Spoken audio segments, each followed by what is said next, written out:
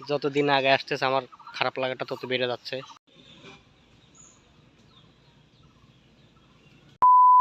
আসসালামু আলাইকুম, আমি রনি জাহিদ। তো আজকে ছোট্ট একটা ভিডিও বানাবো। ভাবছিলাম যে ওকে নিয়ে ভিডিও করব না, কিন্তু ও আসলে আমাদের মাঝে আর খুব অল্প দিন আছে, যার জন্য ভাবলাম স্মৃতি হিসাবে একটা ভিডিও করে রাখি। ও যেহেতু আমার সাথে অনেক দিন ছিল, আমি ওকে ছোট থেকে বড় করছি, তাই ভাবলাম একটা ভিডিও করে রাখি। এই যে আমার ছাগলটা, আমি ওর নাম রাখি নাই, কারণ হচ্ছে যে নাম রাখলে মায়া বেড়ে যায়। কারণ আমরা টাকার কাছে আসলে অসহায়, সামনে কোরবানির ঈদ, ওকে বিক্রি করে দিতে হবে। মানুষ একটা কথা বলে যে মানুষ চাইলেই সব কিছু পারে, কিন্তু আমি এই কথাটা বিশ্বাস করি না। আসলে মানুষ চাইলেই সব কিছু করতে পারে না। এই যে খুব অল্প দিনের মধ্যে আমাদের মাঝে কোরবানির ঈদ চলে আসবে। তো সে উপলক্ষে একে বিক্রি করে দিতে হবে, কারণ ও হচ্ছে বড় হয়ে গেছে, ওকে আর রাখা যাবে না। তো আমি চাইলেই ওকে রাখতে পারতেছি না।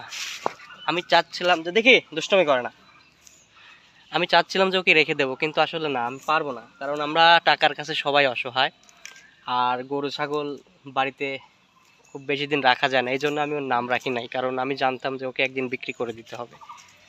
আর নাম রাখলে মায়াটা আসলেই বেড়ে যায়। আপনি যখন একটা পশু পাখির নাম রাখবেন বা সেই নাম ধরে তাকে ডাকবেন, সে যদি সেই নামে সাড়া দেয়, ওর প্রতি মায়া আপনার বেড়ে যাবে।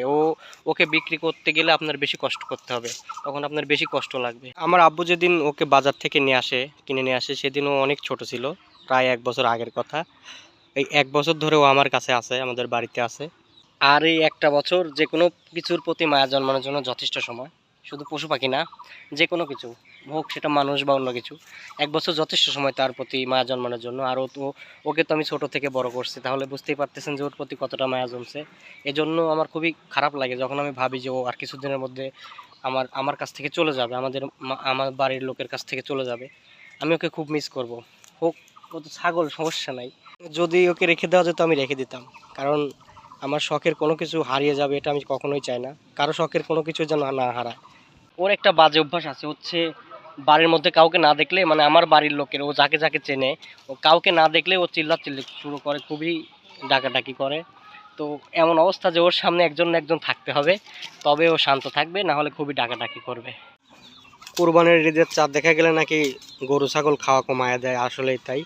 ঘাস একদমই খাচ্ছে না, এই যে ঘাস শুধু নষ্ট করতেছে। তো এখন এই জন্য কয়েকটা কাঁঠালের পাতা বেঁধে দিলাম, যাতে ও খায়, সেগুলো একটু খাচ্ছে। তাছাড়া ঘাস একদমই খাচ্ছে না।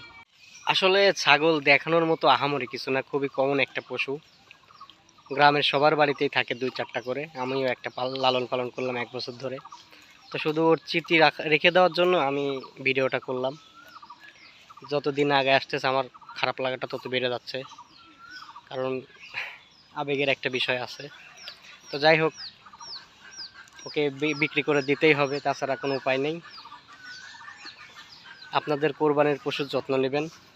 আপনাদের সবার কোরবানি আল্লাহ কবুল করুক। সবাই ভালো থাকবেন।